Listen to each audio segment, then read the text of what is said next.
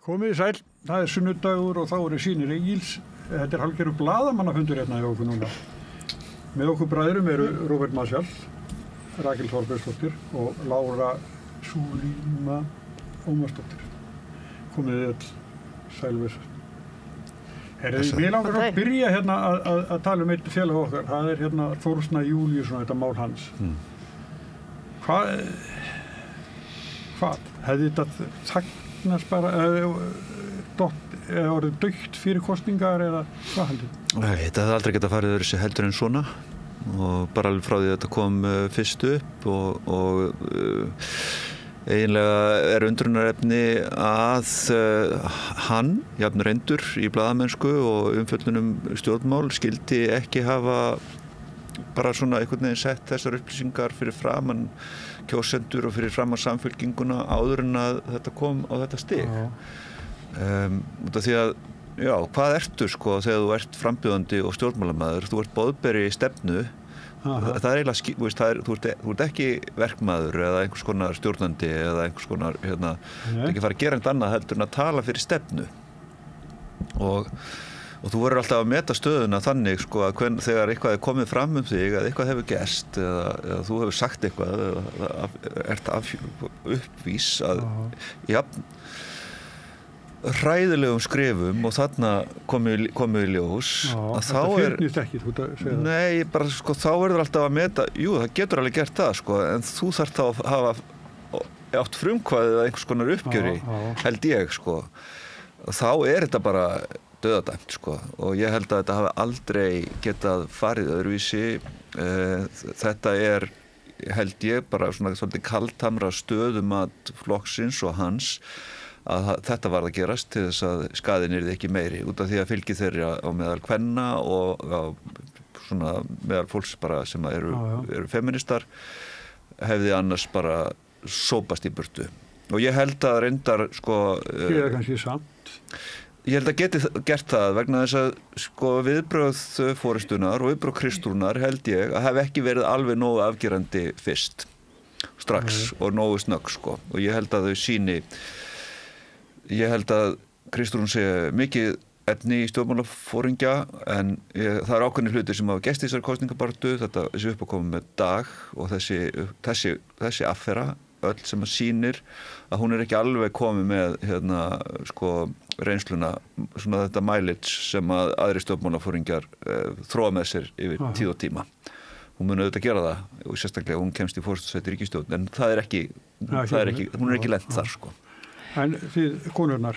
Já, ég sammála því að þetta gat ekkert enda öðruvísi. Fyrir það fyrsta, þá náttúrulega fyrsta sem að Þórður Snær segi síðan eftir þetta viðtal við Stefáninnar, fyrsta afsökunarbeiðnin hans, ef okkur svo má kalla, var arfaslök og gerði bara grín að þessu svolítið. Þú veist, einhver mynd á hann með permanent og eitthvað svona.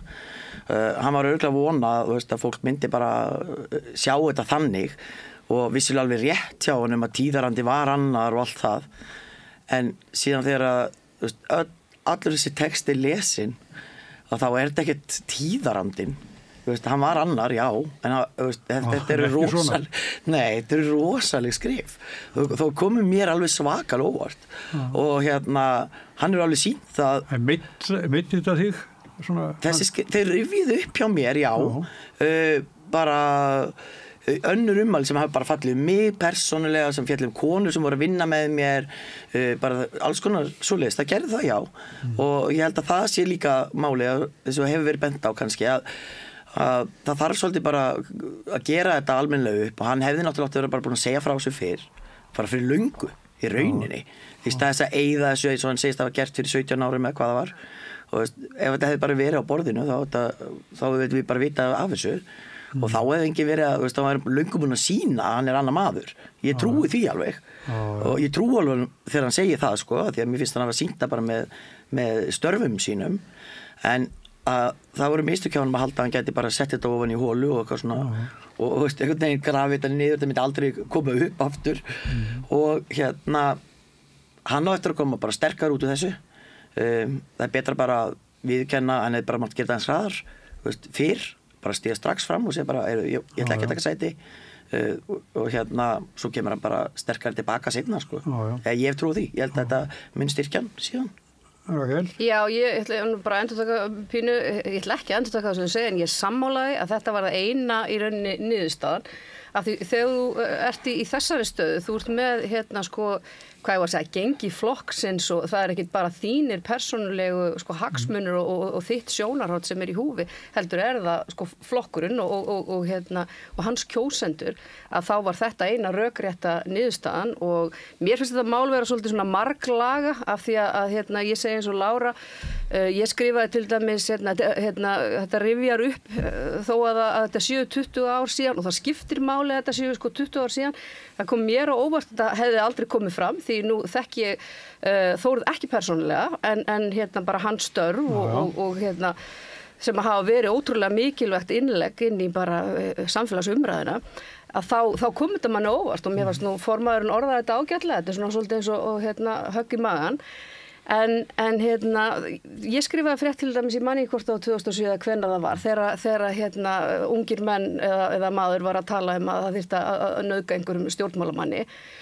Ég man mig leið alveg rosalega illa þegar ég var að skrifa þessa frétt og þetta er óþægilegt sko tímabil og það sem eiginlega er verra er að það er ákveðið bakslag í bara jafnréttisumræðinni. Það var ekki Þórður sem skrifaði þetta? Nei, alls ekki og gott að halda því til haga en ég er að segja þú veist þessi skrif, menn geta ekki sagt einhvern veginn eftir á, minnst allavega ódýr skýringa, það verið eitthvað grín og eitthvað, það er ekkert grín þegar þú talar að það þurfi að nauðga einhverjum sem einhvers konar refsingu fyrir ranga skoðun ákvörðun eða hvað það er bara, það gengur aldrei upp. Þannig að mér finnst það skipta máli eftir 20 ár síðan ég held að allavega flestur ég trúi því að þetta er ekki sami maðurinn í dag hann hefði þurft að vera svona, hvað ég var að segja, með forvirka aðgerð og í rauninni ræði þetta sjálfur fyrir einhverjum, ekkert endilega núna í kosningabaráttunni en á einhverjum tímapunkti áður, bara þú veist þess að hreinsa þetta.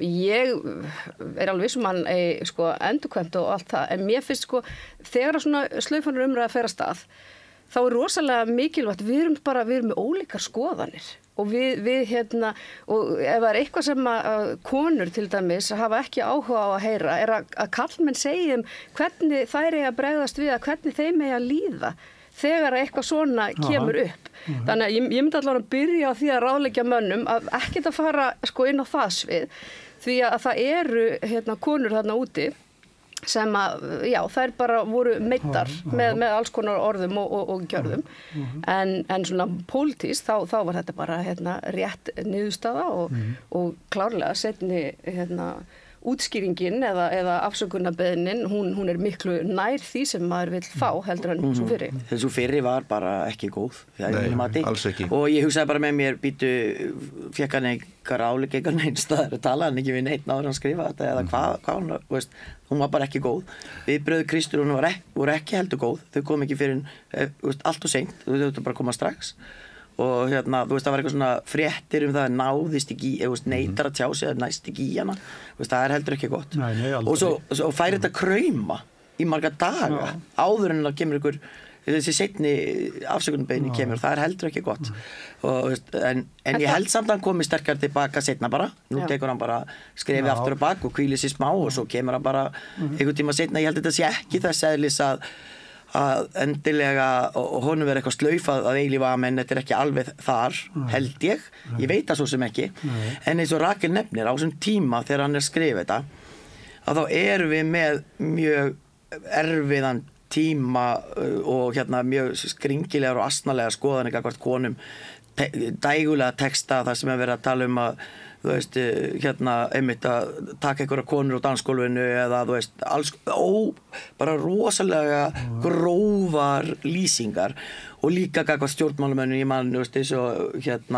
Steinun, þú veist, í borginni og fleiri, þú veist, voru að lenda í þessu svo kemur alveg svona góðu tími og við höldum alltaf við séum einhvern veginn, já, við erum að ná þessu nema síðan bara kemur náttúrulega Klausturs upptakan, bara sem ég nefni hana það er aftur á móti ertu bara með menn sem eru bara ósammála þeir segja bara það bara allt í lagi að tala svona og kjósendur þeirra greinilega líka, þeim finnst það bara allt í lagi að tala svona og þá náttúrulega þarf enginn að hætta það neitt, þú veist, ef þeim finnst það bara í lagi, þú skilur þau. En Smári, en blaðamannsferill Þórðar, hann í einhver hætt út af þessu? Nú hann mjög virkur blaðamaður og gert margt mjög gott.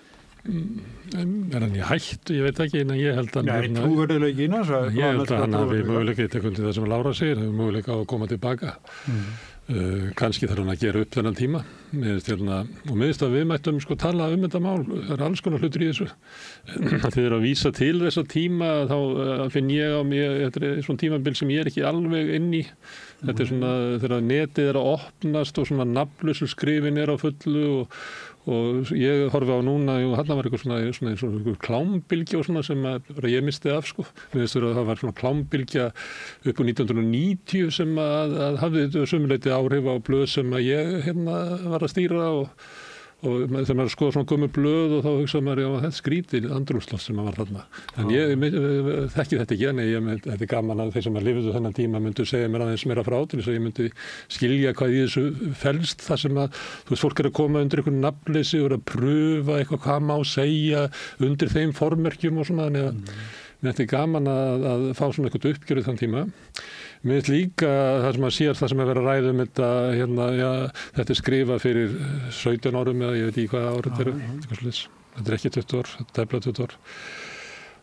En ég menna hann hefur verið sterkur liðsmaður í svona femínískri baráttu svona undanfarin 10 ár og hvað á að refsa honum það fyrir það sem hann gerði og þá hugsa ég sem svona lúmst kristinn maður til Páls postula á Damaskus, þú veist hvort þetta voru einhverju þar, það voru gyðingar sem sögðu það okkur eftir við að trúa þessum Rómverja sem hann er ekki svona gyðingur og hvað er hann að tala fyrir hönd kristninnar og eitthvað svona, þannig að mér finnst það og ég held að þessi hægu viðbröð sem eru kannski ekkert svo hæg, þetta er vika. Ég held að Þórður og Samfylkingin og fleiri hafi verið að reyna átt að segja því hverjar eru reglunar í þessu svona, er það þannig að hann á bara skilast að hætta bara núna eða eitthvað og er að bíða eftir að koma í ljós og svo kemur skoðanakönnun Gallup sem að sýnir birtu könnun sem að náði í 2 vikur og það sést þegar það er brotið upp á vikur sem að flokkarnir kaupa frá Gallup, þannig þeir sjá alltaf aðeins meira aldrei við hinn. Að þá kemur í ljós að það er eiginlega bara fall í fylgi Samfylkingarinnar meðal kvenna. Og þá taka þau svona bara praktíska ákvörðun að segja, ég meina Þórður verður að fara, hann getur ekki dregið flokki með sér og þannig að ég held að ákvörðun hafi verið tekin af þeim forstum og það verður bara ljóst. Það er einmitt það sem að er. Og það held ég að Róbert er að segja að það hefur verið fyrirsjáanlegt strax fyrir viku. Ég held að þau hafi ekki upplifað að það væri alveg fyrirsjáanlegt, þau vissi ekki alveg hvað er þetta nákvæmlega. Það sem að viðbröðin bera með sér og það er alveg skiljanlegt að þú vilji stíga varlega til jarðar en það sem að þú verður að hafa í huga þegar þú ert í framboði og þegar þú ert stjórnmálaflokkur og ert með stjórnmálaflokk og fylgi og stefnu er að einstaklingarnir sem eru í framboði skipta engu máli. Það skiptir engu máli.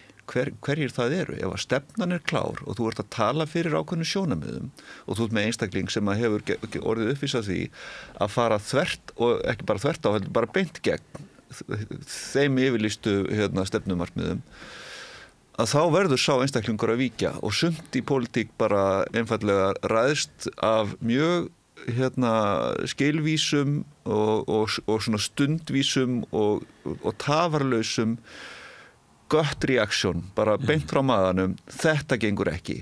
Og mér finnst að það er svona mælikvarði á getu stjórnmálamanna er hvenær þeir geta talað út frá maðanum í sér og sagt, þetta mun ekki ganga. Þetta er, og ég get alveg sagt það hér að ég hef unnið með stjórnmálamönnum sem voru með þessa tilfinningu nákvæma, bara svona vissu strax, þetta gengur ekki. Og núna erum við komið með á sviðið, stjórnmálasviðið og held ég líka í forsetaembættið einstaklinga sem að hafa ekki alveg farið, verið það langan tíma á sviðinu að þetta gött reaksjón, sé bara þróað og þú vitir bara strax, nei, ég get ekki látið taka mynda mér með einhvern sem er að selja mig bíl þegar ég er í þessu embætti. Það gengur ekki.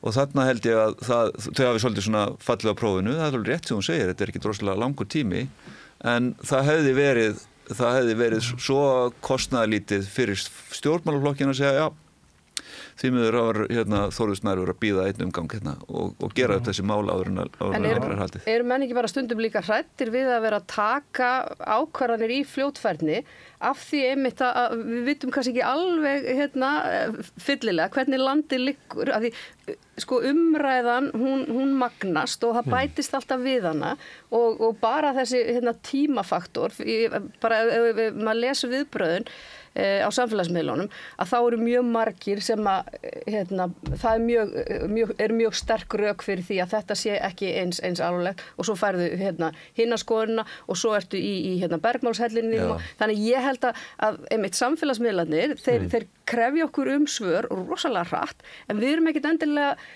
við erum líka hrædd við að taka fljótfærar ákvarðanir. En það tíðarandinn sem við erum í og ég held að þú eigir þá að segja það. Já. Þú átt að segja strax, þú átt ekki að láta ekki ná í þig, þú átt að segja strax þetta alvarlegt.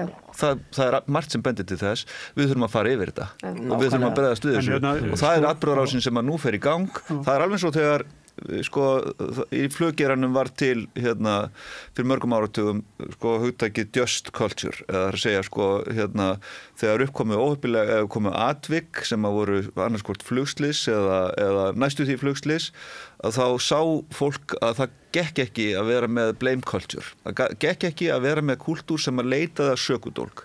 Þannig að það var farið í það að búa til hugmyndafræði sem að gera fólki kleift að afhjúpa, að upplýsa og tala án afleiðinga fyrir sjálft sig það sem það hefði næstum því farið úrskeiðis eða það sem fór úrskeiðis til þess að það væri ekki endurtekið aftur. Og það er svolítið mikilvægt líka í stjórnmálum að við búum til kúltúr þar sem að hægt að fara yfir málin og taka ákvarðanir í góðu tómi en þú getur ekki í nútíma landslægi, fjölmiðla og samfélagsmiðla slegið skjaldborg og ekki talað. Þú verður alltaf að segja, þetta er álulegt strax. Við viljum að fá þetta.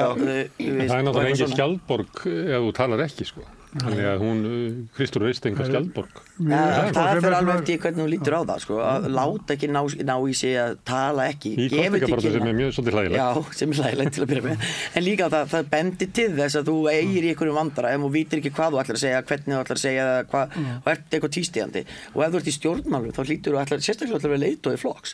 Þá hlýtur þú vilja vera leiðtogi sem að getur stigið inn strax og sagt bara eins og Róbert segir og þetta er alvarlegt, nú ætlum við bara í flokknum að fara yfir þetta og við tölum svo ykkur en ekki forðast fjölmiðla. Það er svo hvaðan komið þetta það er Jóns Gunnarssonar málið og drengsins hans er í hávegum og Þórður fer í viðtal upp á Mokka og þá kemur þetta. Það er tímasending. Já, þá kemur Mokkin með þetta eða skrýmslasveitin og vinnur fullaða sigur.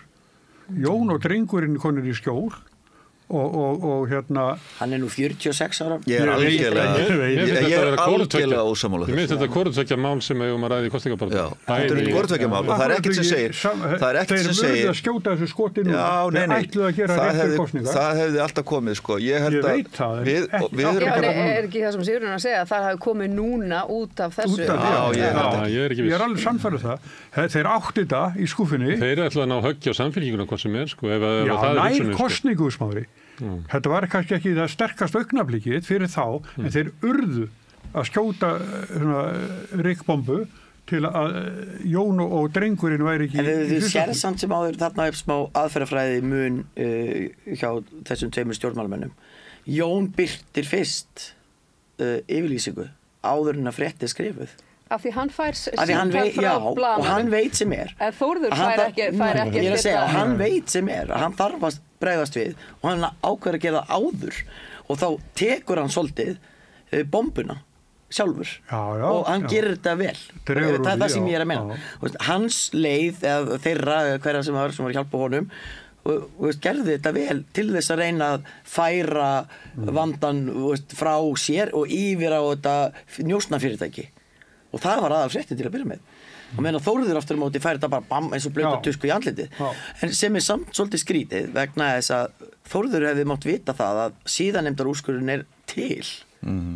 Þú veist, það eru allir úrskurðir síðanefnda blaðamannafélagsins til og ef þú ert búin að vera blaðamaður í 15 ár og þá er ekkert ólíklegt að ef þú ert að leiðin í viðtal og ert að fara í pólitík að einhver fletti nú upp í úrskurði síðanefndarinnar og finni út allir Þórður af einhver tíma verið kærður til síðanefndar og svo bara, hérna er eitthvað mál, Rannveig Rist, býtu hvað er þetta? Þetta er ekki eins og það hefur eitthvað verið mjög djúpt að ná í það, sko. Og hann hefði mátt vita það, sko. Það hefur kannski líka trublað fólk þegar að vera að taka ákvörðun þegar þetta kemur fram að þá er það náttúrulega, þarna er maður að skrifa sko hryllilega fyrir 17 árum eða hvað það var og svo hefur hann kannski undanfarin 10 ár verið svona, maður geti sagt að veri ágætur liðsmaður í baráttu kvenna gegn ofbeldismenningu.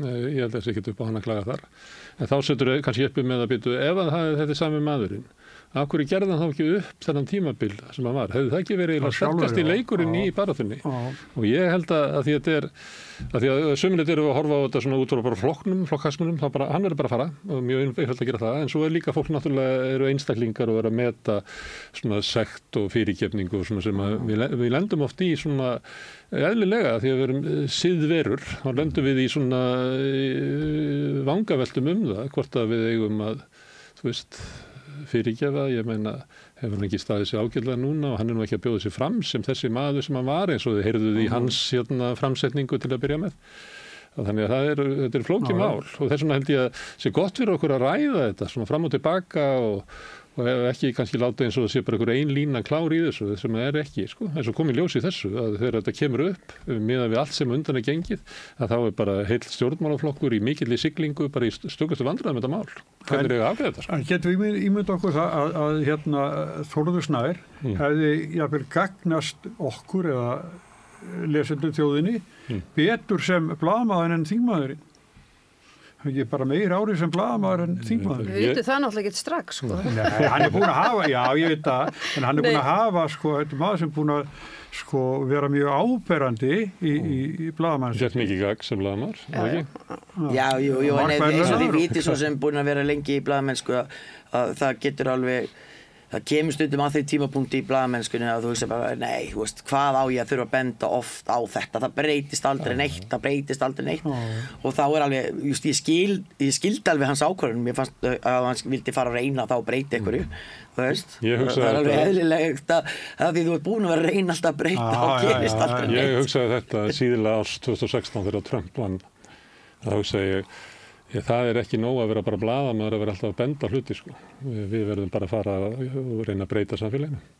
Þannig það er margir blaðamenn út allan heim sem komast að þetta Mér finnst þetta skref, sko, á milli þess að vera í fjölmiðlum og vera blaðamaður og fara inn á vettvang stjórnmálanna og vera í pólitík og bjóða sig fram mjög rökrétt og það er sem betur fyrir orðið þannig að við lifum tíma þar sem að það þykir í sjálfu sér ekki tiltökum mál að stíga inn á þetta svið, vera þar í einhvern ákveðin tíma og fara svo aftur tilbaka. Ég held að, sko, það sé í raun og veru bara hollt fyrir okkur sem samfélag að vera með það andrúmsloft að fólk geti fengið að spreyta sig á þessu og ég er að sannfæra það að Þórður Snær sem, út af því hann er rökfastur og hann hefur sýnt það í sínum störfum sem blaðamaður að hann er flinkur í að greina kjarnafráhismi og setja á framfæri mjög trúverðuga og samfæðuga svona argument í sínum störfum og þess vegna er það mikil synd að fá ekki slíkan mann inn á þing.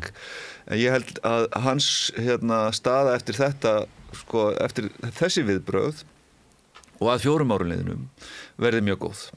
Ég held að ef hann heldur áfram á þessari braut þá muni hann enda inn á þingi eftir 4 ár og hann er náttúrulega og væntanlega, sko, verður í þessari sveit samfylkingarinnar eftir sem áður og það er svolítið erfitt að fara beint af því sviði og fara aftur í blaðamennsku þannig að svona 1, 2 og 3 en það er samt sem áður ekkert lokaði þeim efnum, sko. En svo má líka segja að þetta sé ákveðið fordæmi sem að þarna er verið að gefa.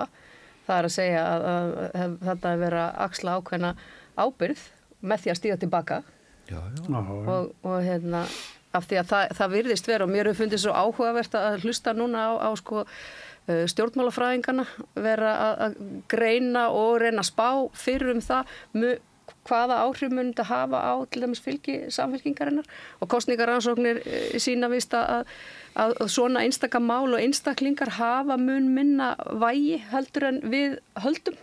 En ég held samt að samfylkingin sé fegin núna að þetta að setja til hliðar og þetta verður ekki hægt að nota þetta gegn þeim núna á næstu 2 vikum. Þetta bætist reyndar í það að sko, samfylkingin hefur eiginlega ekkert gengið í hæginn með þetta dagsmál og svo þetta mál og svo eru þeir svona hægt og bítandi að síga niður og þannig að þetta svona, bætir ekki stemmingun einhvern veginn. Þótt að kannski fólk sé ekki inn í kjörkljónum hugsa akkurat um þetta mál. En varðandi Þór Snæ þá sko, að því hann hefur verið greinandi og hann hefur verið mikil gaggrínandi ekki bara á sko, þú veist, sjálfstæðisflokkinu og svona, heldur hefur hann gaggrínt sko, bara yfirgang auðvalsins í íslensku samfélagi og það rödd sem að þegar hann farinn að þá heyri ég þá rödd ekki inn í samfélgingunni. Ég sé þetta ekki það sem að Víðir eða Alma eða Kristrún eða Logi eða Dagur eða Jóhann eru með oddunum. Þau eru bara að segja við erum eiginlega svona betri útgáfa heldur en sjálfstæðisflokkurinn. Við okkur frekar treystandi. Það eitthvað þannig stemming en hann ekki alveg að fara hann í rauninni var hann bara ekki taka þig var hann náttúrulega búin að missa rödd sína sko. Já, en hann mun starfa samt innan flokksins, var það ekki rétt skilja? Ég skildi það þannig sko. Hann getur verið eitthvað bak í tjöldi mögulega. Já, en það ekki það sama og svo líka eitt í þessu sem ég vil taka fram að miðað við fallandi fylgi samfylkingarinnar þá var hann ekki í þingsæti sko. Hann hefur ekki verið inn á þingi í nokkra vikur miðað við það þótt að það hafi litið þannig út í haust Ég ætla bara að, mann þetta náttúrulega enginn sko, en ég gerði mistök í fréttaflutning í 2004 Það munaði allir. Nú kemur tími í játninga. Nei, ég ætla bara að monta mig á því að ég bara sagði starfið mínu lausu daginn eftir fyrir hádegi. Það var tímasetningin hann. Já. Það var mjög gott þetta fórnarmenn. Og það var Þórður hefði átt að horfa til þessu þetta. Nei, meni ég gerði líka mistökum mínu starfi og hætti. Já, akkurat. Og það bara tímasetningin skiptir mjög miklu máli út af því að þú verður bara að átta þig á því að þú ert ekki bara að skaða sjálfan þig og þitt eigið orðspor, heldur bara heildarinnar sem að þú tilheyrir. Og í mínu tilfelli var það Blaðamannafélag Íslands, þar sem ég var formaður, og Fréttastofa, þar sem ég var fréttamaður. Og í mínu tilfelli var það mitt Fréttastofa sem ég var fréttamaður, þannig ég bara hætti. Það var aðdáunarvert, en ég hef bent á að það er líka svona mannlegt að geta það ekki. Að svona vera að reyna að byrja aðeins að átta mig á, þannig að maður getur ekki, svona, ég minnst ég ekki geta elt fólk eitthvað sem tók viku að taka ákvörðu sem hefði átt að taka á einu degi.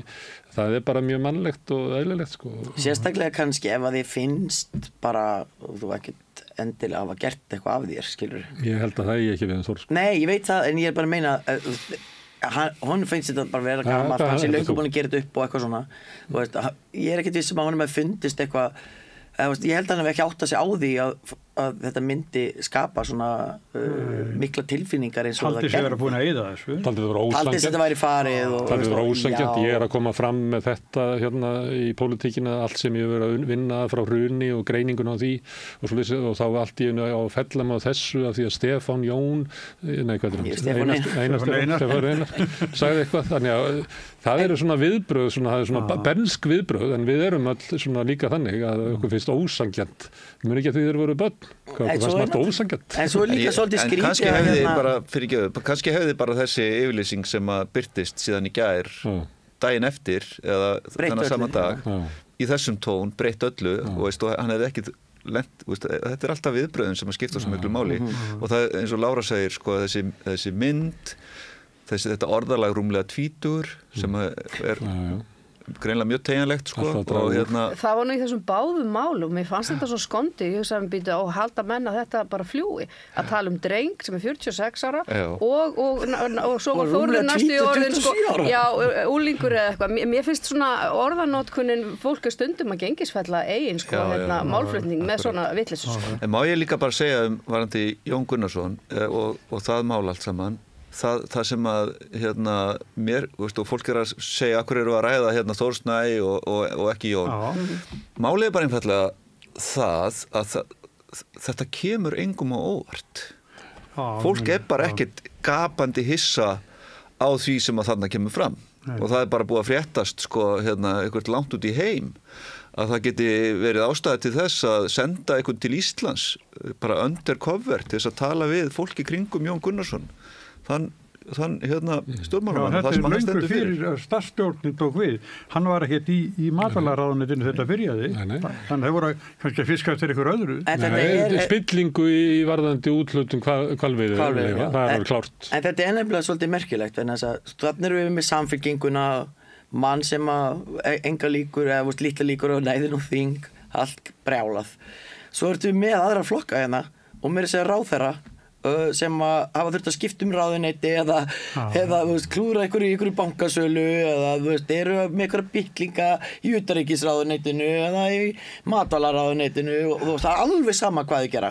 Nei. Og það þarf enginn að hætta Þeir eru ekki að hætta en þessi maður sem þú ert að vísa til núna er með flokk sem var megin nafn íslenskra stjórnmála mælast með 12% fylgi í konum. Já, sem er lægst. Sko. Já, en það sem ég er að meina, það skiptir líka máli virðist vera í hvaða flokkið þú ert hver viðbröðin hefur vera ef að það hefði komið upp úr dúrnum að Bjarni Benediktsson hefði skrifað þetta fyrir 20 árum hann hefði ekkert hætt út af því sko. En er það ekki Geir Haarde hætti ekkert þó að það hefði komið fram að hann hefði skrifað niðrandi rasísk orð þegar hann var í ungur maður. En er þetta ekki staðfesting á því sem á svo ég vitna enn og aftur í stjórnmálafræðingana að það sé svo mikill munur á hægri og vinstri að vinstri menn, bæði held ég stjórnmálamenn skildi það þannig og kjósendur geri meiri kröfur eða séu óvægnari í sínum dómi þegar að koma upp svona erfið mál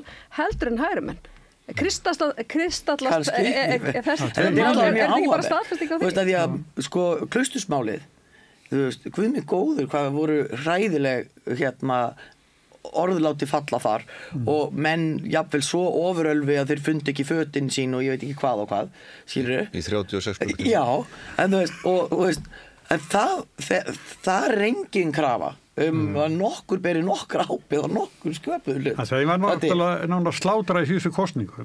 Já, í staðinn. En þeir eru sterkir að koma í núna samt. Sömu menn. Og meiri segja sá sem að týndi fötunum eru líka bara komið tilbaka. Allir mættir nema konan sem var á Klausturbergi. Já, hún er látin. En það kemur alltaf nýr dagur í pólitík. Það kemur alltaf nýr dagur, greinlega. Já, og svo bara á hvort sem það þú getur kallað ýmist gullfiskaminni eða fyrirgefningu, það fyrir bara eftir hvar þú stendur held ég. Nei, það þetta vitum við og við sjáum það í Bandaríkjunum að það er ákveðið mengi kjósenda það sem að fortíð og ummæli og gjörningar og slíkt skipta í rauninni engu máli. Heldur það bara andrúmsloft og eitthvað svona stemming og eitthvað sem að einhver karakter stendur fyrir sem að höfðar til þess mengis kjósenda. En það er bara allt annað mengi heldur en er á bakvið Samfylkinguna og Viðreisn og VFG og Sósíalista og Pírata og Flokk fólksins. Það er öðruvísi. Þannig að já, krafan er önnur viðbrögð. En núna býð ég spennt eftir að sjá hvað verður dregið upp úr hattinu þegar Þorgerður Katrín mætir til Stefán Einarsson og Moka verði ekki orðin svoleiðis þáttur alltaf dregið upp ykkur skítur og reynda að koma ég ætla bara að segja mér finnst bara Stefán Einar Stefán Einar er bara að gera það sem að Stefán Einar á að gera sem hann er að gera og hann er að gera vel og ef hann er samkvæmur sjálfur sér þá er það ákveðið jafnræði algjörlega og ég er sammála því og mér finnst þetta gefa ákveðið skemmtilegt svona krydd inn í umræðina að vera með svona hard talk þáttar sem hann er að grafa upp eitthvað skít. Viðreisn er á mikilli siglingu og hefur tekist að vera svona jákvæði flokkurinn alltaf og alveg glöð og allir er svo gamm og svona þannig að það verður áhört að sjá hvað kemur þegar hún fer þangað sko. Ég er mjög spennt að sjá það. Reyndar er munur hjá Stefán Einari, ég horfði á hann tala við Bjarna Ben og hann var harður og fyrst og fremst út af svona gagnrýni frá hægri ríkisfjármálana hann var ekki að draga fram óreinu fötin hans Bjarna sem er nógu til af sko. Við höfum verið með í andlitinu sko árum saman sko. Hann var ekki að ræða það. Hann hefur ekkert kafað meira út í þetta ice hot one dæmi. Nei, alls ekki neitt af þessum. Nei, það býst enginn við því sjálfu sig sko. Hann er auðvitað bara svona Karlsson Tucker Íslands og horfir á bara vinstri menn sem staði sig vel standa sig vel hvert því og svo eru bara aðrar stöðvar og hér til dæmis þar sem að fjallaður málum frá öðrum vinkli og veist, þið eru ekkert að draga fram óhreinu fötin hans Gunnarsmára hér í þessum þætti Nei, nákvæmlega. Sumir gestir hafa komið hingað, ég meina meðal annars Stefán Einar sem var með ykkur á svoleiðis tilneyingar. Allir velkomnir að gera það. En þú veist, það vita allir fyrir hvað þátturna stendur, það vita allir hvað þau standi í pólitík og þannig að þetta er engin feluleikur með það. Og þá getum við bara hinn sem erum að horfa, bara lagt mat á það miða við þær staðar. Þetta kom ekki með Stefán Einari, það sem skrýmsladildin mikið eldri en hann, sko. Þetta kemur alltaf upp. En hverjir eru í þessari skrýmsladeild sem alltaf verið að tala Ég hef aldrei séð neitt í þessari deild. Ég hef sagt áður, ég satt hérna í fundarherbyggi í Valhöllinni í næsta húsi og þá var sagt við mig mjög ákveðið, allt sem þið bræður gerið munum við stöða. Var það skrýmsladeildin? Já. Já, þetta var eitt fóringin öruglega, sko. Það var alvara. En varðandi þarna sem ólíkt hvernig þið tala til hægri og vinstri, að það ekki bara við konur. Í hægrinu tíðkast að tala sko innflytjendur með alveg svívirðulegum hætti og virðast menn bara engi kippi sér upp við það. Það talað öryrkja, þeir liggi bara hérna inn og sé að gera sér upp veikindi og þetta bara sagt á ræðupúlti Alþingis. Vistu hvað hann sagði Stefán Einar þegar hann talaði við Ingu Sæland? Nei, ég ætti að hlusta á þátt, ég er bara búin að sjá útbrendun. Þá var hann svo efast örorku Guðmundur Inga Kristinssonar. Hann væri semst bara að svíkja út, sko. Hann var að spyrja, ég er horfði á þetta, hann var að spyrja í rauninni eitthvað svona á þá leið, af hverju hann gæti verið að vinna fullt starf á Alþingi, sem er mikið álag og nóg að gera, þegar hann hefði verið á örorku öll þessi ár. Það var svona held ég kjarnin, ég held ég hafi ekki... Kjarnin er eiginlega það að þeir sem eru á örorku, þykja örorkulífeyri, hafi ekki kjörgengi til Alþingis. Það er eiginlega hans tillaga. En mér fannst nú Inga og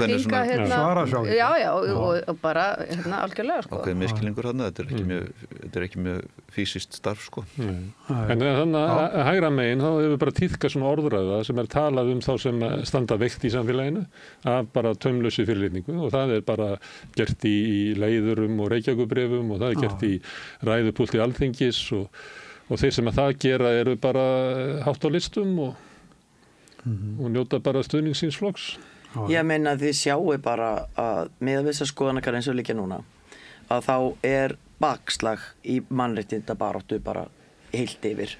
Að því við erum með flokka. Af hverju segir það? Að því við erum með flokka núna. Ég vil bara segja að því að samanlagt eru þarna nokkrir flokkar sem að hafa innanborðs fólk sem að talar gegn hinsegin fólki, talar gegn innflytjendum, talar gegn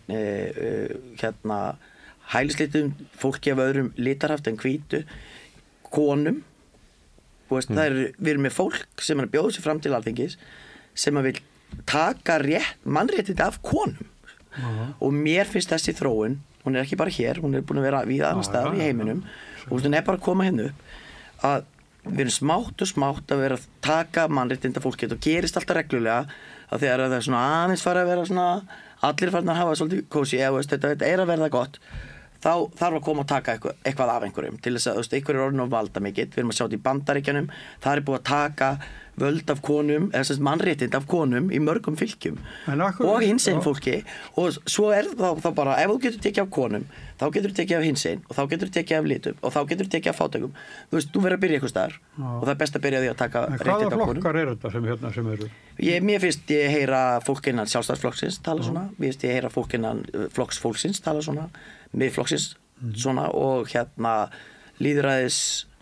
lýðræðisflokkurinn eða eitthvað svoleiðis og ábyrgd eitthvað og þetta samanlagt fylgi þessara flokka er meira en þriðjungur þjóðarinnar og það finnst mér hættuleg þróun þegar við komum með það samfélag þar sem að meira en þriðjungur þjóðarinnar er á því að það sé í lagi að skerða mannréttindi sumra. Það afhjúpast finnst mér sko í kosningunum í Bandaríkjunum það sem að að við sjáum sko einstaklinga stíga fram með yfirlýsinguna Your Body My Choice sem að það sem að mann svona hefur kannski bara grunaði gegnum tíðina að það séu ekki bara einstaklingar sko kallkyns sem eru á móti því að leiðrétta kynjamisrétti þeir þurfa beinlínis á því að halda að það sé til staðar þeir vilja bara hafa stöðuna þannig að þegar það er bara nauðsynlegt fyrir þá að tilheyra einhverju sko einhverju kyni sem að er æðra sko og hvaða tæki besta tæki til þess að njörfa niður konur og það þetta tæki. Það að taka af þeim þennan rétt til þungunarrofs. Vegna þess að þá neyðast þær til þess að ganga í gegnum 9 mánaða meðgöngu, skiljið, og vera heima, sérstaklega eins og Bandaríkjunum ekki einu sinni fæðingarorlof. Þannig að það búið að negla þær. Þær eru fastar þarna, þær gera ekkert af sér meðan. Þetta stærsta svona valdtækið sem til að það að taka þennan rétt af konum. En það börðust þær fyrir þessu lengi og þetta var gríðarlega mikilvægt mál og ég bara vona svo sannarlega að dætur mínar eða barnabörnin mín, dætradætur mínar eigi ekki eftir að upplifa þann dag að þær verði komnar hérna í einhvers konar svona bönd, vistabönd eða hvað alla skilur. Mér finnst það að því ég vissum að margir munu segja núna róaði aðeins, við erum ekkert í Bandaríkjunum og það enginn að fara að taka þennan rétt á okkur hér, en mér finnst það að því ég deili með þér þessum áhyggjum og við eigum nú bæði sinni og dætur og allt þá, maður ala fólk sæmilega gott fólku en mér finnst orð skipta svo miklu máli málflutningur stjórnmálamanna og svo orðræða sem menn nota hún alveg rosalega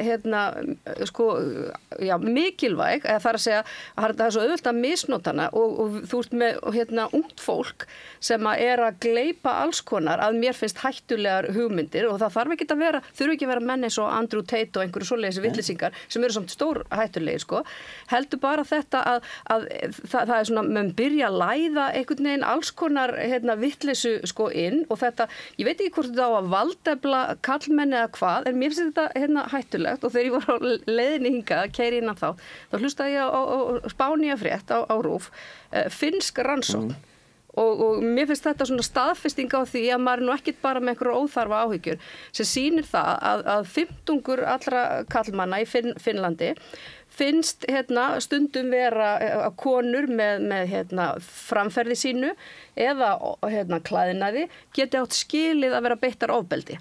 Finnar eru í öngum sínum yfir þessu og ef þú skoðar betur könnunina að þá sérðu að það er 25% ungra kallmanna sem eru á þessari skoðun og það er engin tilviljun. Það er þetta bakslag sem að menn ætla einhvern veginn að reyna að afneita og tala niður. Þetta er raunverulegt bakslag og ég á svona samtal við unga son minn 21 árs af því að þegar menn koma af YouTube og TikTok og öllu þessu og eru að vitna í bara stór hættulega menn þá er það áhyggjuefni af því hvert er svo næsta skrefið. Það eru alltaf einhverjir sem eru veikir eða ofbeldisfullir eða eitthvað sem taka þessa hættulegu orðræðu og fara lengra með hana og þá segja menn, ég náttúrulega var ekkert að tala eitthvað ofbeldi eitthvað en býtu þú ert búin að vera kynda undir og búa til fjandsamlega afstöðu gagnvart konum og svona bara dálítið viðbjóðslega.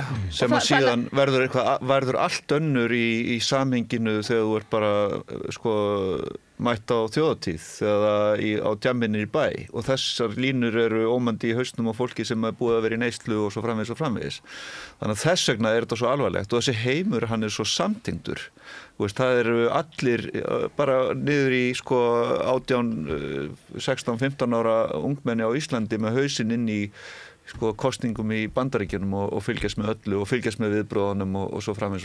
Þannig að mengið verður allt annað og rýmið til þess að haga sér með þessum hætti.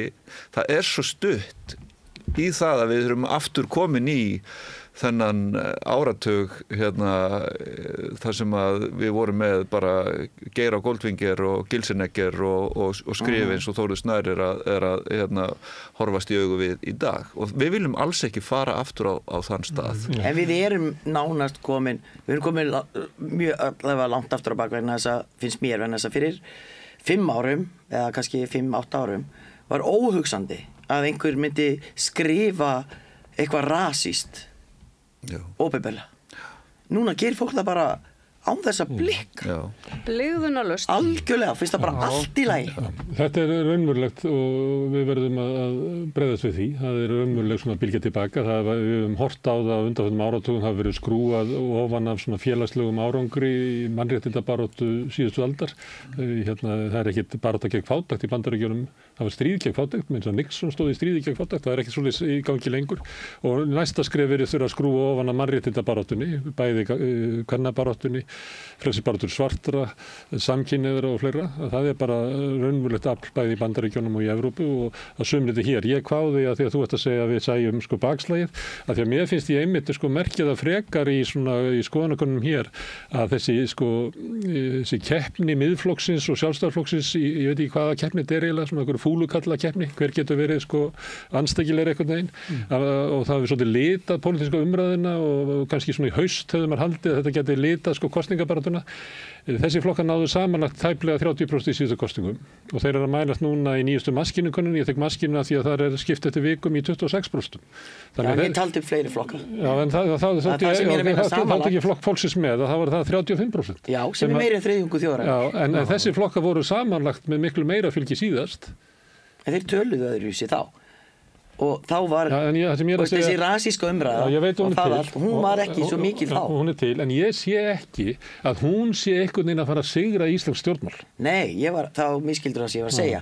Ég var að segja að þessi mál sé sett á dagskrá eins og það gert með svona ákveðnum rasískum hætti bara, ég ætla bara að segja það. Þessi flokkar bara stimpla sig út sem einhvern svona jaðarfyrirbrigði í íslensku pólitík. Já, það sem ég var í rauninni að reyna að segja að það sem ég finnst vera merki bakslagið að þrátt fyrir að þau leggja bara borðið skoðanir þar sem að hefur verið að leggja til að taka réttindi af fólki, mannréttindafólki, þá eru þau samt að fá þriðjung, skilur að fólk skuli ekki bara segja bara heyrðu bless, en það er rauninni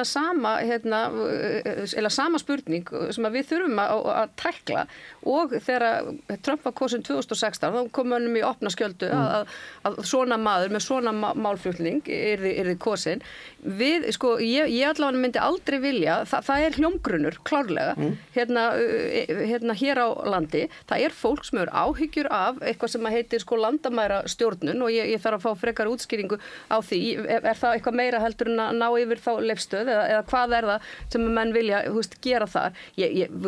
Smá útusnúningu hjá mér, en skiljiði mig, það er verið að ala á ákveðnum ótta, en ég held að það má ekki afskrifa það sem bara einhverja vitleysu, því það eru nógu margir kjósendur sem að samsama sig með svona málflutningi og mér finnst einhvern veginn að við þurfum að komast af því af hverju og hvernig af því það er ekki nóg að ýta fólki til hliðar því þeirra skoðanir og áhyggjur fari ekki neitt. Það þarf að horfast í augu við þessar áhyggjur og reyna að komast að hvernig eyðum við þeim. Án þess að alltaf brjóta á mannréttindum fólks. Þessi mál, mér finnst mjög athyglisvert útspil hjá Sigurði Inga í þessum efnum í útspilmálunum. Mjög smart. En það, og ég kom bara mjög óvart og ég var ánægður með hann og ég heyri að það virkaði á fólki kringum mig, en fólki kringum mig er auðvitað kannski svolítið svipað í skoðunum og ég og þetta hefur ekki haft jákvæð áhrif á fylgi Framsóknarflokksins. Þetta hefur ekki hitt. Nei. Það er svolítið athyglisvert. Ég er á samfélagsmiðlunum mínum Facebook, þá er ég ekki í bergmálshelli, ég er með á vini bara alls konar skoðunum og ég er bara merkt það á undanförnum, bara síðasta kjörtímabili í raun, aukningu á því að þessari óánægju sem þú ert að tala um, þessari hræðslu, þessum ótta við innflytjendur, ótta við útlendinga, hælisleitendur, þess aukna umræðu að takmarka rétt kvenna til þungunarofs og fleira í þessum dúr og ég hef alveg verið að reyna að velta fyrir mig hvaðan kemur þetta, af hverju er þetta svona og hvað er að hefur breyst á undanförnum árum og það sem mér hefur kannski þótt kannski líklegasta skýringin sem ég finn í hausnum mínum er að stjórnmálamenn hafa talað þessi málefni í hrærigraut. Þeir eru ekki nógu skýrir, þeir tala ekki með nógu skýrir hætti. Nei, þeir viljandi tala eins og segja kannski innflytjendur, kostnaður við útlendinga á Íslandi er allt og hár. býtu án þess að skilgreina hvað þeir eru að tala hvaða útlendingar er að vera að tala þú veist, og svo kemur kannski dæmi eitthvað sem hælisleitandi og þú leggur saman heima hjá þér ok, þú veist, það eru allir hælisleitendur vondir, þú var kannski ekki, þú veist þó þeir sé ekki endilega stærsti hópurinn eða með mesta vandan, þú veist, skiljiði mig þeir grauti þessu öllu saman og búa til eitthvað svona mér finnst að vera þannig eins og Trump gerir raunin líka, þú veist, talandi bara það útlendingar borði hunda og ketti og sjóði sér en það er samt og ala á óttan, það er eiginlega það sem ég er að meina já, og ég ætla ekki að mótmæla þessu en ég held að þessu fleiri breytur þarna að verki ég held til dæmis að auðvitað skiptir það máli að þetta voru, hvað var aukningin 30-40% núna á örfáum árum ef þú tekur saman sko í rauninni bara innflytjendur setur alla saman sem að hinn venjulegi Íslendingur bara hafa útlendingar, skilurðu og það er alveg frá því að fara held ég sko út að borða og vera með enskan matseðil og enst starfsfólk. Ég held að það séu ótrúlega margar breytur sem vinna þarna saman en ég hef líka átt samtal við veitinga og hótel rekanda sem var eingöngu með erlent vinnuafl en ætlar samt að kjósa Miðflokkinn og við vorum bara út frá sko, þeirri forsöndu af því það þarf að gera eitthvað í þessum málum og þetta var svona mér fannst þetta ekki ganga upp sko, þetta var svona ákveðið auðvitað kannski fleiri mál sem að viðkomandi ætlar að kjósa flokkin út og ég er ekki að segja það en ég bara að segja þegar kom að þessu að þá meiri þess að þeir sem að reiða sig á en við höfum alltaf gert þetta illa við höfum í rauninni alltaf gert þetta illa alveg frá því við opnum fyrir erlend atvinnuafl að koma hingað frá Evrópu höfum við gert það illa ég held ég hef gert fyrstu fréttirnar slæman aðbúnað vinnu fólks bara einhvern tímann 2006 eða 7 þetta var fyrstu voru að koma allar leigurnar starfsmannaleigurnar við höfum alltaf gert þetta allt illa og allar ríkisstjórnir síðustu 15 ára hafa staðið sig illa í þessu ekki náða að klára málið stjórnmálaflokkarnir hafa ekki klárað málið þessi mikla aukning á stuttum tíma hún er risastór breyta í þessari umræðu En eitt varðandi þetta því að það er augljóst að sko umræðan hefur breyst og við erum komið með stjórnmálafólk sem að talar með öðrum hætti og maður verður bara gáttaður. Ég er stundum alveg gáttaður að hvernig Bjarni Benediktsson talar til dæmis, hann á Tröppum og Bessastöðum og hvernig hann talaði mótmæli Palestínumann og Austurvelli og ég bara skil ekki hvað gerðist í þessu samfélagi að hann leyfi sér þetta. Svo hins, og maður heyrir þetta og maður heyrir líka það eins og sem verið að reyna að keyra þessa umræðu einhvern veginn upp og ég meina þeir eru mjög duglegir hægri mennirnir í podcastunum og Stefán Einar og félagar að keyra þetta upp sem eitthvað stórkostlegt mál á íslensku samfélagi og maður sér það að smitast inn í umræður RÚV eins og var að benda á allt í einu útlendingamál eins og óskilgreint og það fyrirbrigði vegna þess að hægri menninni hafa búið til þetta hugtak og það er eiginlega óskiljanlegt hvað það er að þegar almenningur er spurður hvað finnst það vera mikilvægt að það voru 5% sem að nefna sko, þetta sé mikilvægt að málið 5% og það sem að ég er að reyna að benda á núna hvernig sjálfstæðisflokkurinn og miðflokkurinn er að tapa fylgi að ég held að þessu bara í kappi niður á botnin að þessum 5% vegna þess að raunverulega vegna þess að kjósendur er ekki bjánar þú veist, fólk fer í gegnum leifstöð og er stjórnleysi á landamærunum á leifstöð það er þetta stjórnleysi að því að það er bara svo mikið að gera í túrismaðar og eitthvað svoleiðis og það er löng biðröð eftir samlokunni eða eitthvað svoleiðis en það er ekki þannig að sé að flæða hér yfir eitthvað sko einhverju flóttamenn og þetta passar ekkert við upplifun fólk veit alveg nákvæmlega að við hefðum ekki skólakerfi myndi ekki virka, heilbrigðiskerfi myndi ekki virka, ferðaþjónusta myndi ekki virka, byggingariðnaður myndi ekki virka nema höfðum bara helling að fólki sem kemur að utan og fólk upplifir það ekki eins og einhver frambjóðandi miðflokksins sagði að hann væri niðurlagður út í bakari að því að hann væri ávarpar á ensku. Þetta er bara einhver veröld sem að fólk lifir ekki innan og ég held að við getum að sé það þegar að vera að spurja afstöðu almennings og ástæðan fyrir því, hver er ástæðan fyrir þetta er ekki að virka hjá þeim, sjálfstæðisflokki og miðflokki eins og kannski menn reiknuðu með kannski í sumar og jafnvel í haust að kosningarnar myndu snúast það er vegna þess að almenningur er ekki að hugsa þetta. Alveg sama þótt að þessi mikil áróður á þá frá mokkanum og alls konar hægri bloggi og alls konar umræðu og innan úr samfélagsmiðlum að það eigi að vera að hugsa þetta. Þá er almenningur að hugsa húsnæðismálið, heilbrigðiskerfið, það eru svona grunnkerfi samfélagsins sem við töldum að við ættum að geta gengið það sem vísu að veri gott hjá okkur að við erum rík þjóð, fámenn þjóð og rík þjóð í stóru landi með miklar auðlindir, þetta er alltaf komna niður. Og það er þetta það sem voru liggur bara alveg hár rétt hjá þér og enda líka eins og Hallgrímur Helgason benti á það engin fermingaversla lengur og Íslandi öðru sinna Jú, í Miðflokknum, hann er með auglýsingu. eru allar fjölskyldur á Íslandi blandaðar þetta er ekki allir bara komnir af Ingólfi Arnarsyni sko, lengur. En fermingaveisla Miðflokksins sem er að vera að auglýsa núna í öllum auglýsingatímum fyrir fé almennings, ég auka aðtala því, það er svona ímyndu fermingaveisla og þar er engin brúdd sko. Það er engin Ég ætla að segja líka sko, þess vegna var þetta, fannst mér þetta flott hjá Framsókn, þeir fóru að birta greinar þar sem að þeir spurðu spurningarna hvaða útlendingavandi. En ég held líka sko að sé fólk að núti sem er eins og ég, sem að hugsar að ég kýs út frá afstöðuflokkana til Palestínu, ég kýs út frá afstöðuflokkana til loftslagsmála, umhverfismála og jafnréttismála. Og það er svona það sem að við kannski erum ekki að ræða nú mikið.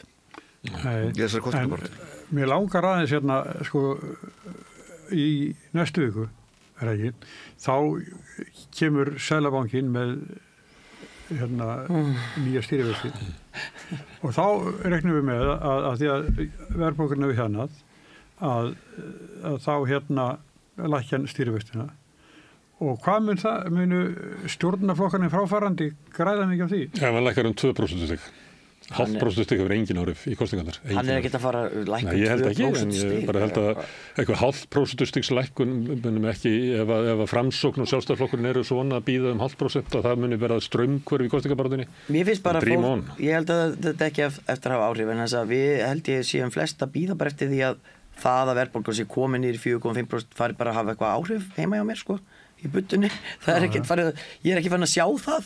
Þú veist, innkaupi mín er alveg hræðilega erfið og dýr hver einstu degi og allt þetta. Húsnæðislánin mín hafa ekkert lækkað. Þú veist, þannig ég held að fólk sé ennþá bara bíða eftir því að það fari eitthvað að gerast, þetta fari eitthvað að kikka inn sko. Og að verðbólgan hafi hjarnað, það verður ekki gert að neinu viti. Þetta er alltaf að koma. Já, þetta er ekki komið sko. Ég er ekki vissum að þetta skiptir mjög miklu máli sko, í sjálfu sér sko. Ég held að fólk sé að kjósa út frá einstakum málum, ég held að sé líka að kjósa út frá hvort það sé bara einfaldlega tilbúið í einhverja breytingar sko, hvort það vilji fá einhvern annan takt í þetta. Ef ég væri að vinna fyrir stjórnarflokkana sem ég gerði á sínum tíma í COVID, þá myndi ég tala það að þessi ríkisstjórn sko, sem er ásökuð það að hafa ekki gert neitt og það hafa verið kyrrstaða og þeir standi fyrir á bara ákveðna stöðnun að það var þó allt sko, fólk með mikla reynslu og sterkt bakbein sem að fór með okkur í gegnum COVID. Það var orðið eitthvað sko 14 eldgoss eða eitthvað svoleiðis á þessum kjörtímabilum og það var orðið aurskriður, það var orðið snjóflóð, það var orðið komið bara alvarleg staða, það hefur verið öldusjór vissulega í efnahagsmálum, erfið efnahagsleg staða.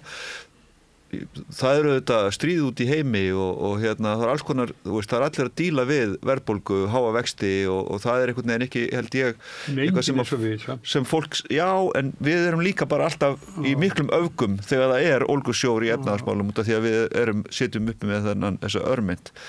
Þannig að ég er ekki viss það að svona lækkandi verðbólga, ég held að sé bara einfallega komin stemming fyrir því að skipta út þessari ríkisstjórn.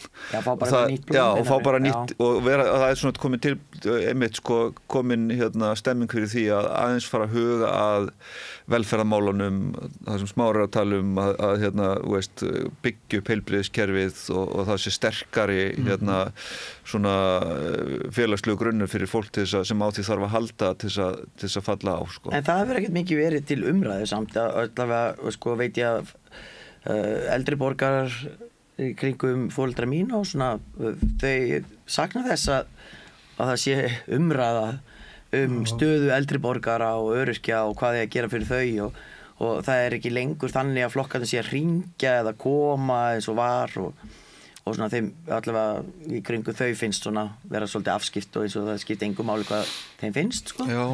og ég var nú að heyra því að þar væri margir sem væri bara að hugsa þau búa í svona þetta er svona íbúðir fyrir aldraða skilji fullt af fólki sem býr þar og þar er fjöldi fólks bara að hugsa að skila auðu allt í einu sem hafa bara aldrei gert það á ævi sinni sko. Fólk sem er alltaf nýtt sinn kosningarétt en það finnst ekki eins og það sé verið að tala þau finnst eins og þau séu gleymt Það eru náttúrulega ýmsir málaflokkar sem að hafa verið þarna Þetta er svo snart. stóri málaflokkar, kannski ekki fengið mikla athygli. En ég held að efnahagsmálin og okkar staða, sama hvort það eru lánin okkar eða fasteignaverð eða hvað, það skiptir alveg máli.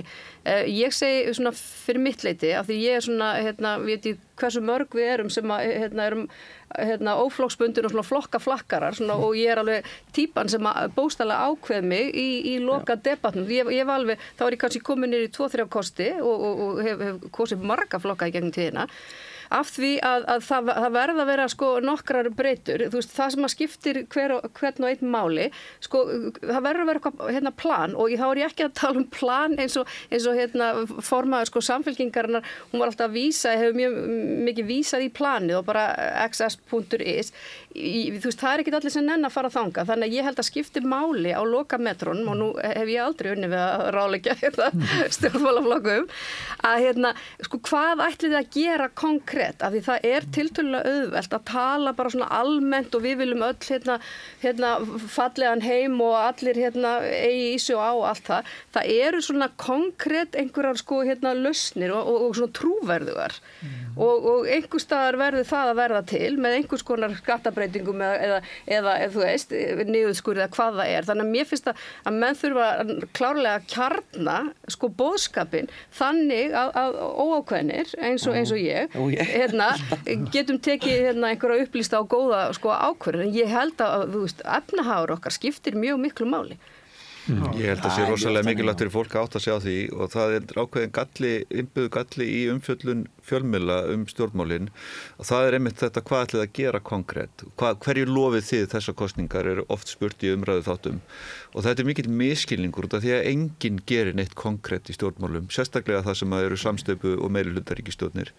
Það eru, og við verðum að fara að umgangast stjórnmáli með þeim hætti að stjórnmálaflokkar eru hreyfingar sem að færa samfélagið í ákveðna átt.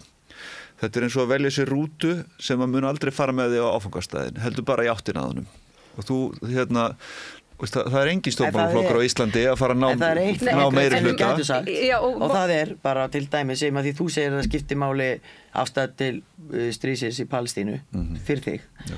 Myndir þú þá ekki vilja vita hvaða flokkur er til að forna því samt í ríkisstjórnarsamstarfi og fara í samstarfi einhvern sem að er bara vill bara útrýma Palestínum, eða skilurðu? Ég vil, það sem að skiptir mig máli er að það sé fólk á þingi og í ríkisstjórnum sem er með sambærileg sjónarmið og leysir mál með svipuðum hætti og ég myndi gera og tala með sama hætti og ég. En ég ger mig grein fyrir því og ég vil líka að þau fari með mitt atkvæði eins nálægt ákvarðanaferlinu og hægt er. Ég líti á það sem skyldu stjórnmálaflokkana að reyna að komast í ríkisstjórn með bara, auðvitað fyrst með þeim sem eru eins og þeir í skoðunum en bara af öllu afli að komast í stjórnina. Þannig að þú ert á því allir að ganga bara alveg óbundir til kosninga, ekki segja bara ég vil ætla aldrei að starfa. Ég held þessi ekki sammála. Ég get stundu verið eins og Ragnar Eikhoff að kemur að þessu, en ég hef samt að því ég var að hlusta á einhverju umræðu og ég held að gæti verið alveg ágætt að ef ég ætla að fara að kjósa einhvern flokk og svo er annar flokkur sem er bara hugnast alls ekki og vitandi vitandi ekki hvert hugsanlegt mynstur getur orðið, mér finnst alveg skipta máli, auðvitað mun það kannski ekki á endanum skipta öllu máli, en af því þú varst að pínu sem betur fer að tala gegn því sem ég var að segja þegar ég var að biðja um einhverja konkrétt hugmyndir. Flokkur fólksins er til dæmis með þá hugmynd, ekki hugmynd, heldur skilyrði. Að lágmarkslaun og örorkaverði hækkuð upp í var ekki 450 eða eitthvað álíka og Inga Sæland hefur bara sagt við förum ekki í stjórnarsamstarf nema að fá þetta.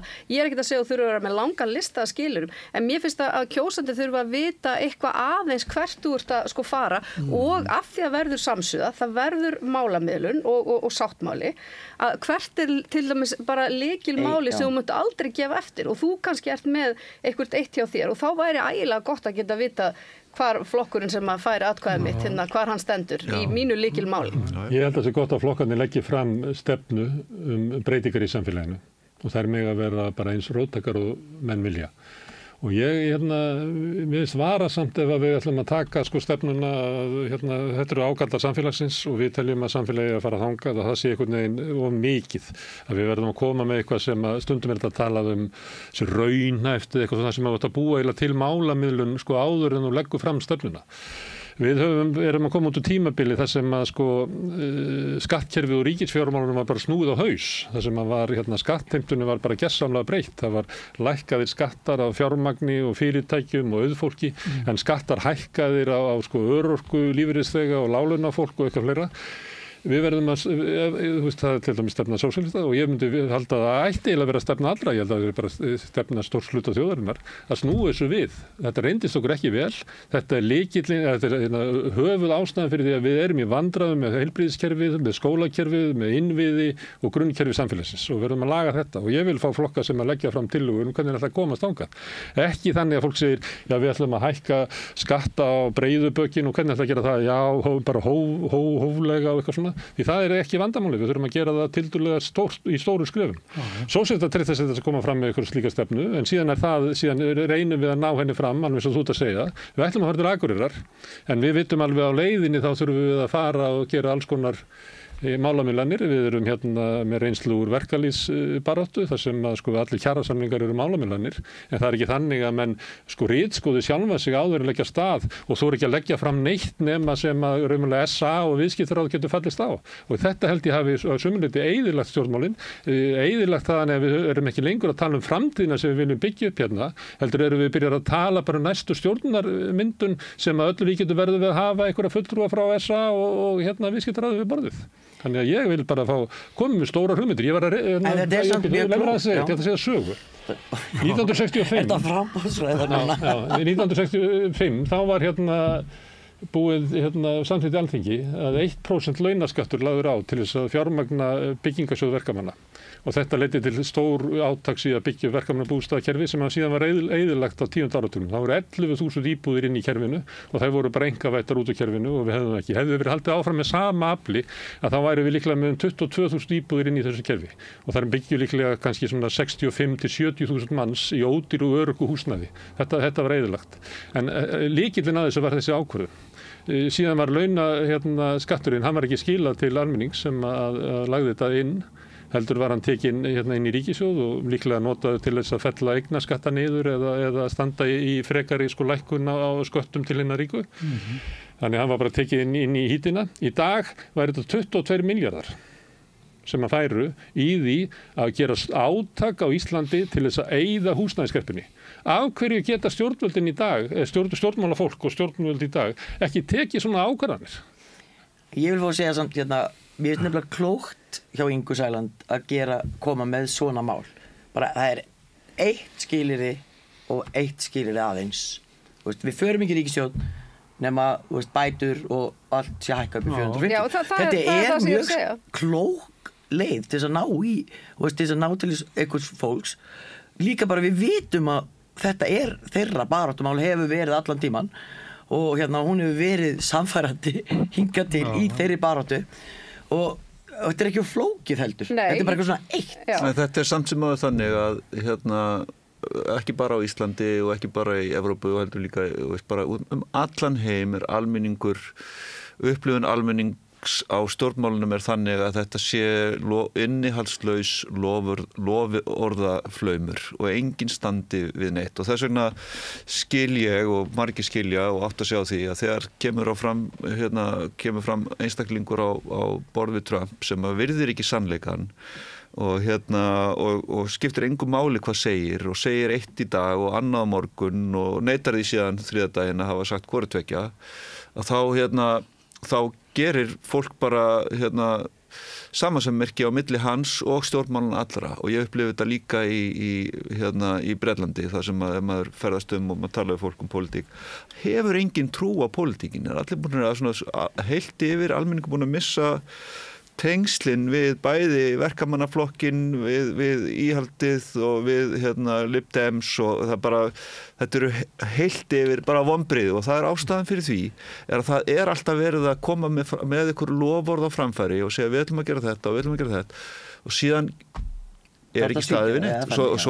Svo er upplifun fólks svo að já, ok, en þetta var ekki gert. Það er ekki að gera þetta. Við þurfum ekki að vera útlanda. Og ég held að við erum núna með ríkisstjórn sem er að fara það sem að kjósendur alla flokkana upplifa sig svikna. En verðum við ekki að gefa okkur það? Því að nú til dæmis, og Flokkur fólksins, þetta er bara svona mest konkrétt dæmi sem ég gat hugsað upp og svo því sem ég haldi til að því að auðvitað þar svo, hvað ég að segja, stefnuskrá flokksins að höfða til fólks breiðara. En þetta er bara svona gott dæmi um það. Ef til dæmis Flokkur fólksins er í aðstöðu til þess að komast í ríkisstjórn, þá verður mjög auðvelt og ég trúi því ekki, bara svona trúverðuleikans og heiðarleikans vegna að það sé hægt að ganga á bak. Þetta verður að vera lykilatriði í þessum sáttmála af því, Sjálfstæðisflokkurinn og Vinstri græn voru báðir flokkar voru að gefa eftir í stjórnarsáttmálanum. En fengu samt að halda á. Já, og þetta en enginn fær að eiga neitt mál í ríkisstjórn og einu málin sem fara í gegnum þingið eru stjórnarmál. Þetta er bara mín pragmatík af því að hafa verið á þingi í 2 kjörtímabil þessi og hafa fjallað stjórnmál í langan tíma líka sem fréttamaður er að það sem fer í gegnum þingið eru stjórnarfrumvarp og á mínum stjórnmálaferli náði ég einu þingmannafrumvarpi og ég náði einni þingsályktun sem að voru samþykkt í þinginu og það heyrir til mikilla undantekninga að það náist lýsir þetta klókindu mínum en það sem að er, ef þú ætlar að horfa á pólitíkina í pragmatík og samstöpustjórnir þá þarf það að gerast í þessu að sósíalistar og Flokkur fólksins og VFG og Samfó og Viðreisn sem að þessi ríkisstjórnin að gefa Ingu Sæland sviði til þess að koma á framfæri og koma út úr ríkisstjórninu og segja þetta er okkar baráttumál, hér erum við að uppfylla það, gerið þið svo vel. Og allir hinni flokkarnir sem í stjórninni ætla þá bara aðeins að stíga til hliðar og leyfa henni aðeins að baða sig í síðsljósinu með því að hafa uppfyllt sitt kosningalóf. En þú ert með svoleiðis dæmi nú þegar. Þetta mun ekki gerast. En þetta hefur gerst. Já, og af því þú ert með ráðherra núna sem að nákvæmlega sagði að hann ætlaði að berjast fyrir því sem hann er búin að gera síðan sem ráðherra í ríkisstjórn. Og það er Ásmundur Einar. Hann setur mál og hann sagði ég ætla að gera þetta og hann hefur gert það. Og ef þú fær ráðherrastól þá getur náttúrulega gert hvað sem þið sýnist í því ráðuneyti. Mummi að búa til hálendis. Já, hann hefur gert það ekki. En ég meina, ég bara segja... Já, en hefur, það sem að Ásmundur Einar hefur gerði vel var að hann fyllti inn í tómarum sem að, og talaði inn í málaflokk sem að klárlega þurfti, talsmann. En var það konkrétt kosningalofvörð sem að hann uppfyllti síðan? Það er ekki alveg mín upplifun að... Það er mín upplifun. Og ég er ekki alveg sammála samfærður að það sé svona skoðun almennings að það hafi... Mér fannst það náttúrulega að hann talar enn á sama hátt og hann gerði kosningabarn. Þetta er þetta er talað um húsnæðismálin og félagslega kerfið að ég var þingfréttamaður til árið 1992 og þá var Jóhanna Sigurðardóttir.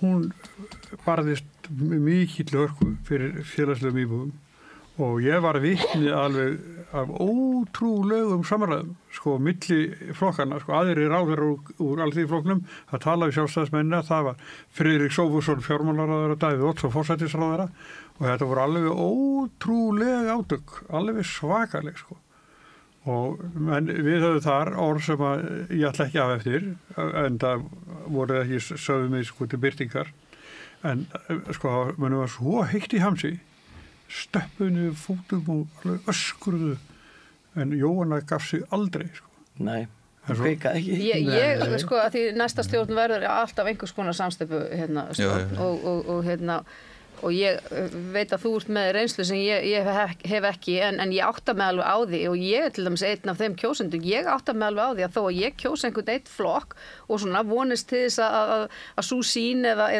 þær aðgerðir sem á að grípa til að það verði eitthvað af því, þá er ég ekki það barnalega að halda að ég geti krafið þann flokk bara að efna allt sem er alltaf að segja, því við vitum alveg að það verður að búa til eitthvað plan sem að hendar öllum en ég held að eins og sama hvort að það er atkvæðagreiðsla ESB, þú veist einhver lágmarkslaun eða hver svo sem skilyrðin verða að þá á það ekkert að hvað ég var að segja, að vera ómögulegt.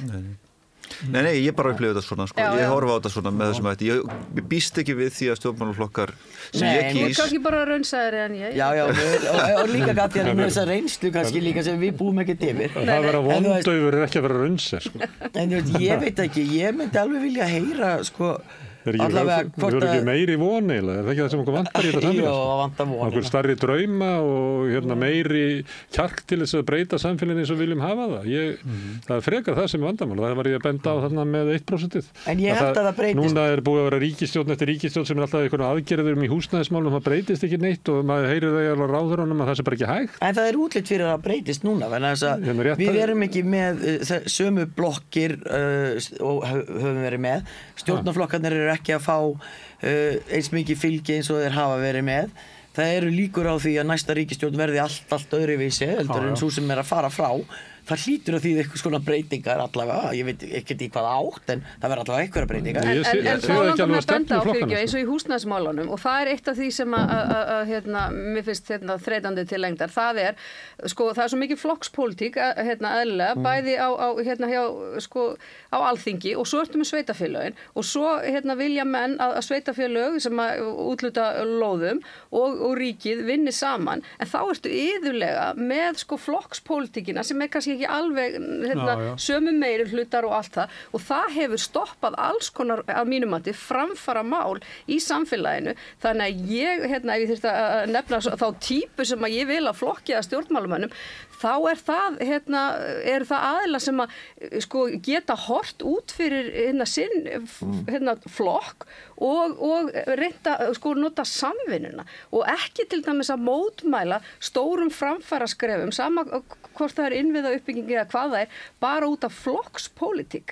Þetta er nákvæmlega málið og þetta er nákvæmlega það sem þarf til þess að ná árangri í pólitík að það er að þú getir unnið með fólki sem er ekki með þér í flokki og þvert yfir flokkslínur og þegar þú ert í ríkisstjórn og þegar þú ert í samstöpustjórnum þá verðurðu að leysa málinn og uppfylla kosningaloforðin ef þú hefur gefið eitthvað slík þannig að allir sem eru með þér í samstarfinu njóti þess eða fái svona Þess vegna nefndi ég þetta 1% því að það var gert í ríkisstjórn Sjálfstæðisflokks og Alþýðuflokksins fyrst og fremst að kröfu verkalýðshreyfingar sem var leidd af Alþýðubandalaginu. Þannig náði þetta samfélag að gera stór átak í húsnæðismálum. Það er eins og við höfum bara mist þetta og ástæðan fyrir við erum í húsnæðiskreppu núna er að sko félagslega kerfi var bara lagt af og einkavætt og félagslega leigubúðirnar voru lamaðar. Við vorum með opinberan íbúðlánasjóð sem átti að tryggja aðgengi almennings að sko eðlilegum vöxtum og húsnæðislánum. Það var einkavætt og núna er engin opinber stýring, við erum ekki með neina stefnu sem leiðir til þess að þessi séreignarstefnu er að brotna niður því að allar íbúðir sem komið út á markaðin eru keyptar af þeim sem eiga margar íbúðir fyrir. Almenningur bara venjulegt.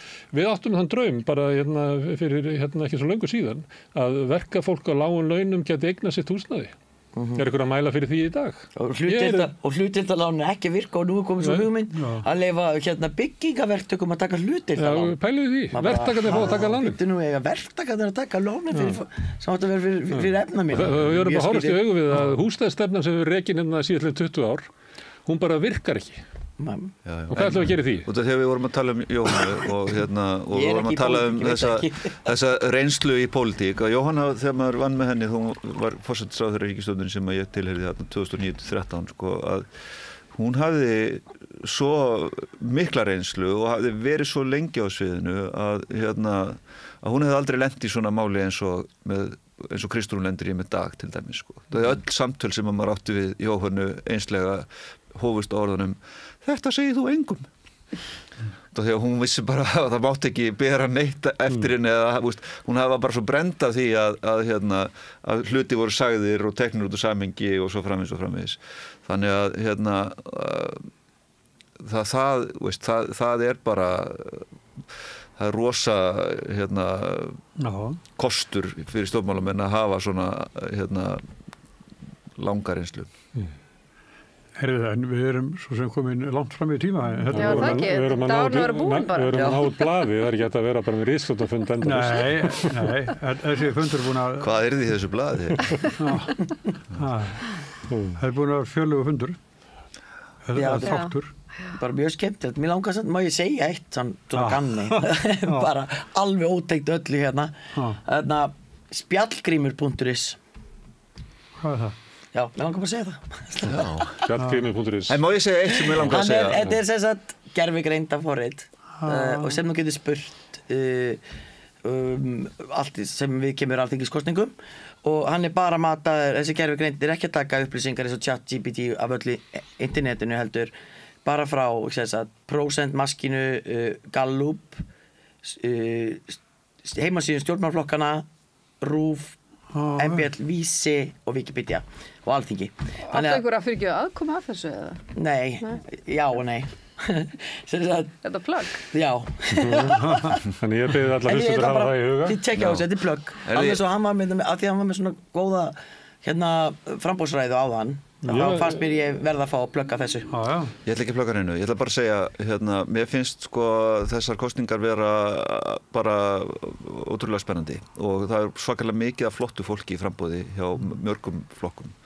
Og það er mjög ánægilegt. Það er rosa gott fyrir lýðræðið og gaman að sjá hvað það er mikið af frambærilegu fólki víða í frambúði. Það er mikið endurnýjun. Já, ég er bara algjörlega sammála. Mér finnst þetta mjög spennandi og hlakka til að sjá hvað gerist á næstu 2 vikum og það er margt mjög áhugavert og gott fólk þvert yfir svið. Já, þetta verður skemmtilegt. Og það er sko koma bjartari tímar held ég í framhaldi. Já, ég er ennþá og ég ætla að lemja mér að vona að með líka nýju fólki að þá komi enn meiri áhersla á þetta sem að ég veit að menn reyndu að innleiða fyrir nokkrum árum, þetta að vera ekki bara í því að drulla yfir hinflokkin og stoppa, þú veist, heldur að raunverulega ef að kemur upp góð hugmynd á borðið gerum þetta bara saman og það skiptir ekki máli hvaðan góð hugmynd kemur. Ég er mjög spenntur fyrir stöðu þar sem við erum með Viðreisn í 20, Samfó í 20, sósíalistar að komast inn, VG hefur segið komist inn líka, minnst það krúsjalt og svo sér maður að Framsókn er svona að sveiflast í vinstri að það getur bara verið góðir hlutir í kortunum. Já. En að þið voru að plugga á ég gef út heimið best. Nei, þakka ykkur. Og ég með tímaðið úti. Já. Lára, Rakel. Ég er ekki með neitt sætgeng sko. og Róbert, takk ykkur fyrir komuna. Takk. Og Gunnar Smári, okkar býður að spjalla hérna saman í diskursum. Já, við spjallum aðeins og svo kemur hann Hilmar Þór Hilmarsson og við ætlum að tala utanríkismál sem hafa nú ekki verður ekki kosið það líklega á Íslandi, frekar enn í flestum löndum. Já, sjáumstu eftir augnablik. Allir þættir samstæðvarinnar eru fáanlegir á öllum helstu hlaðvarpsveitum. Með því að ganga í leigjendasamtökin styður þú baráttu leigjenda. Leigjendasamtökin eru fyrir öll þau sem vilja vinna að réttlæti og öryggi á húsnæðismarkaði. Leigjendasamtökin.is Sósíalistaflokkurinn vill að húsnæðiskerfið verði afmarkasvætt. Meira stefnuna inn á xjóð.is. Allt það besta er ókeypis. Hrósaðu náunganum. Það er betra. Samstöðin þar sem manneskjurnar koma saman. Það er komin tími til að breyta Alþingi. Hinn eina sanna breyting er sósíalismi.